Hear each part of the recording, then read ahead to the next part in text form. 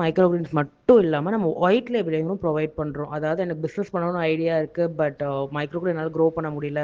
But நான் already micro grain business பண்றேன். And என்னால சில வெரைட்டிஸ் மட்டும் என்னால ப்ரொக்யூர் பண்ணி எடுக்க முடியல. ஃபார் எக்ஸாம்பிள் ப்ரோக்கோலி என்னால க்ரோ பண்ண முடியலைங்கிறவங்களுக்கு நாங்க ஒயிட் லேபிளிங்கும் பண்ணி குடுத்துட்டு இருக்கோம். நம்ம ஆல்ரெடி வந்து பார்த்தீங்கன்னா, பெங்களூர், சென்னை அது மாரி ஏரியாஸ்க்கு பல்க் ப்ரொடக்ஷன் குடுத்துட்டு தான் இருக்கோம். நெறைய மைக்ரோ கிரெயின் ஓனர்ஸும் நம்மட்ட இருந்து பை பண்ணி சேல்ஸ் பண்ணிட்டு தான் இருக்காங்க.